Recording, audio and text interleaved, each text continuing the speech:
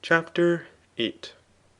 What kinds of things, however, those are which are the objects of shame, and also those for which men are not ashamed, and towards what persons they are ashamed, and how they are disposed when under the influence of this passion, will be evident from what follows. But let shame be a certain pain and perturbation with respect to evils either present, or past, or future, which apparently lead to infamy. And let want of shame or impudence be a certain contempt and impassivity with respect to these very same things. If, therefore, shame is that which we have defined it to be, a man must necessarily be ashamed of evils of such a kind as appear to him to be base, or to those whom he regards. But things of this kind are such deeds as proceed from vice. Such for instance as for a soldier to throw away his shield in battle or fly, for this proceeds from timidity. It is likewise base to deny a deposit, for this is the effect of injustice, and also to lie with women with whom it is not lawful to lie, or where it is not proper, or when it is not proper, for this proceeds from intemperance. It is likewise base to seek after gain from minute, or disgraceful, or impossible things, as from the poor or the dead. Whence also the proverb, to take away from the dead. For this proceeds from a desire of base gain, and from illiberality. It is also base for a man not to assist others with money when he is able, or to assist in a less degree than he is able. Likewise for a man to receive pecuniary assistance from one less rich than himself, is base.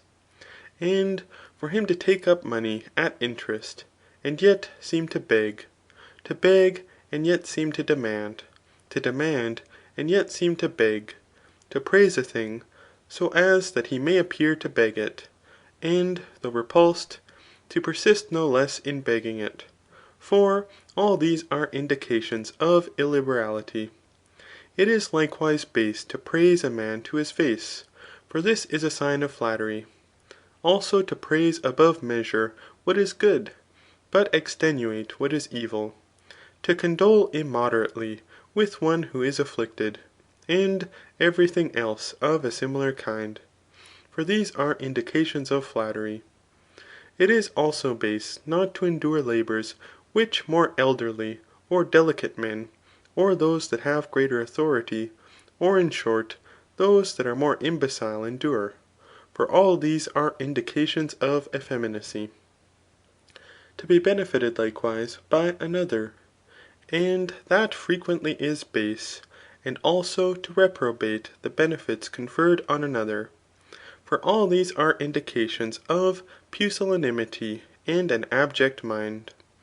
It is also base for a man to speak of himself, and to promise great things of himself, and likewise to attribute to himself the deeds of others, for this is a sign of arrogance. In a similar manner, in each of the other ethical vices, works, and indications, the like may be found, for they are base and shameful. In addition to these things also, it is shameful not to participate of those beautiful things of which all men, or all those that resemble each other, or most men participate. But by men that resemble each other I mean those of the same nation, city, and age, and who are allied to each other, and in short, those that are of an equal condition, for it is now base not to partake of these things, as for instance of such a portion of erudition, and of other things in a similar manner. But all these are more shameful when they are seen to happen to any one from himself. For thus they proceed in a greater degree from vice, when a man is the cause to himself of past, present, or future evils. Men likewise are ashamed of such things as lead to infamy and disgrace, if they suffer, or have suffered, or are to suffer them. And these are such things as pertain to the ministrant services, either of the body, or of base works, among the numbers of which is having the body abused. Things also are shameful which pertain to intemperance, whether voluntary or involuntary. But things which pertain to violence are involuntary. For the endurance of such things unattended with revenge proceeds from sloth and timidity. These therefore and the like are the things of which men are ashamed.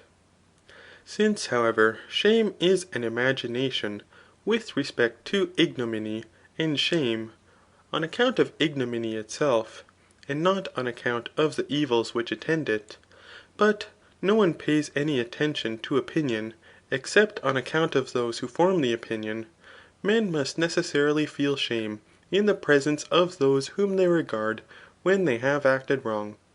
But they regard those who admire them, and those whom they admire, those by whom they wish to be admired, and with whom they contend for honours, and whose opinion they do not despise. They wish therefore to be admired by, and they admire those who are in possession of some good which is honourable, or from whom they very much wish to obtain something which it is in their power to give them, as for instance is the case with lovers. Men however contend for honours with those that resemble themselves, but they pay attention to prudent men, as to persons of veracity, and men of this kind are such as are more elderly, and the erudite. Men also are ashamed of what is before their eyes, and is done openly, whence the proverb, that shame is in the eyes. On this account they are more ashamed before those that are always present with them, and who pay attention to them, because both these are before their eyes. They are likewise ashamed before those who are not obnoxious to the same crimes as themselves. For it is evident that the opinion of the latter are contrary to those of the former. Before those also they are ashamed, who are not disposed to pardon such as appear to act wrong. For that which a man does himself, he is said not to be indignant with in his neighbours, so that it is evident he will be indignant with crimes which he does not commit himself. They are likewise ashamed before those who divulge to many persons any thing they have done amiss. For there is no difference between the not appearing to have done wrong, and the not divulging it.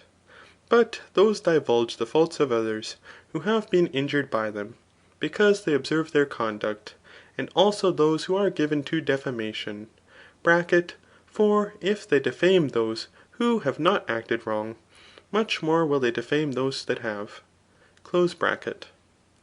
Those also divulge what they see or hear, who are attentive to the faults of others, such as those that deride, and comic poets, for in a certain respect they are given to defamation, and are babblers.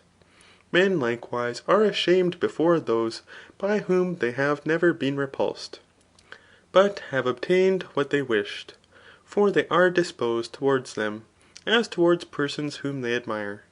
Hence also they feel shame before those who have for the first time asked any thing of them, as not having yet done any thing by which they might lose their good opinion. Of this kind likewise are such as recently wish to be friends, for they have perceived qualities of the most excellent nature in us. Hence the answer of Euripides to the Syracusans was well, when they desired his friendship. Among those likewise who were formerly known to us we feel shame before such of them as are not conscious of any crime we may have committed. Men also are not only ashamed of disgraceful things, but of the indications of such things. Thus for instance, they are not only ashamed of the act of venery, but likewise of the indications of it. And not only when they do base things, but when they speak of them. In a similar manner also, they are not only ashamed before the above mentioned persons, but before those who may divulge their actions to them, such as the servants and friends of these. In short, men are not ashamed before those whose opinion with respect to veracity is despised by many persons ; for no one is ashamed before children and brutes. Nor are men ashamed of the same things before persons that they know, and those who are unknown to them ; but before those whom they know they are ashamed of such things as are base in reality, and before those that are unknown, of such things as are legally base. Men, likewise, when they are ashamed, are affected in the following manner. In the first place, when they are present with persons of such a description as we have shown those to be before whom they are ashamed. But these were such as are either admired by them, or who admire them, or by whom they wish to be admired, or from whom they are in want of something advantageous, which they will not obtain if they are without renown. Men also are ashamed when they are seen by such persons as these. As Cydias the orator said respecting the division of the lands in Samos. For he desired the Athenians to suppose that they were surrounded by the Greeks in a circle, not only as hearers, but as spectators of their decrees. And they are likewise ashamed if such persons are near them, or are likely to be spectators of their actions. Hence, those that are unfortunate are unwilling to be seen by those that emulate them, for emulators are admirers. Men also are ashamed when they have any thing which disgraces the actions and affairs either of themselves, or their ancestors, or of certain other persons, with whom they have any alliance ; and in short, they are ashamed before those of whom they are themselves ashamed. But these are such persons as the above mentioned, and those who are referred to them, of whom they have been the preceptors or counsellors. They are likewise ashamed if there are other persons resembling themselves, with whom they contend for honorary distinctions. For from shame they both do and omit to do things on account of men of this description. Men also feel more ashamed when they are about to be seen, and converse openly with those who are conscious of their actions. Hence Antipho the poet, when he was led to punishment by the command of Dionysius, on seeing those who were to be executed with him, having their faces covered as they passed through the gates of the prison, said, why do you cover your faces? Will any one of these see you tomorrow?